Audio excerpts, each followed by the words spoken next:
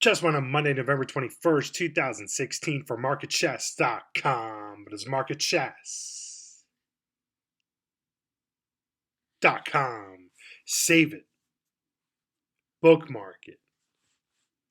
Pass it along. S&P 500 index daily time frame shows us new all-time highs today. Almost made it to the big round 2200 level. Many people have been talking about that, and really we've been toying with the idea in the market of hitting 2200 precisely going back to August of this year. Came oh so close, just like we did today. So it'll be interesting to see, almost from a novelty perspective, if we do go ahead and tag and surpass 2200, or if we just kind of keep paying our dues here. But either way, into the start of this holiday shortened week of trading, Thanksgiving in America on Thursday, we are extended in the short term. I mean, we do have the S&P grinding up here, alternatively surging higher. Same with the small caps, same with the micro caps. We are certainly extending. Look at the micro caps. How about the distance from spot price here to the nearest major moving average? Again, it begs the question, do you want to be pushing the long side here? That can be tough. You got to keep looking for the rotations. Specifically, I mean, if you're fooling around with Fitbit and GoPro, you wouldn't know the S&P is at new all-time highs, would you? So again, I'm not just doing that to cherry pick those names and pick on them. I'm doing it to illustrate the point. We have to stay precise in this kind of market environment. And that even goes for names upon which many eyes are on. I mean, again, you look at a Twilio, many hot money traders in a slow holiday week of trading logically are going to be zeroed in on some of these former momentum darlings, and then it looked good at various junctures, say, and then it faded to red. Now, again, I'm not just doing this to pick on Twilio, but more so to get to the point that we have to stay precise with rotations. And it's true, Facebook and Alphabet rally today, but they still have a bit more to prove.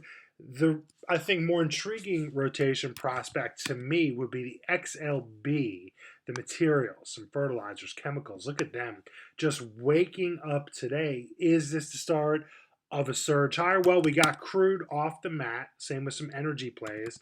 The dollar at least flinched a little bit after a spectacular run. So what we want to do is put in the effort to ferret out some of those rotations. Talked about that for members earlier and on the main website to boot. After hours, we got Palo Alto Networks posted a chart on social media before earnings tonight. That, of course, earnings are a wild card, but the name was directly into resistance beforehand. The light blue line, 163 for the cybersecurity play. And actually, it sold off, the name did, 13% or so. At the time I'm doing the video, it's down to $140 a share. So obviously long-term resistance for Palo Alto Networks still rearing its ugly head with the latest earnings report. And speaking of long-term, Tyson Foods, just a brilliant multi-year uptrend. But when you see a gap, a harsh gap down like that after an incredibly bullish trend higher for the longest time, probably don't want to buy this dip. That could easily be the start of some kind of major reversal. So again, it brings us back to the point.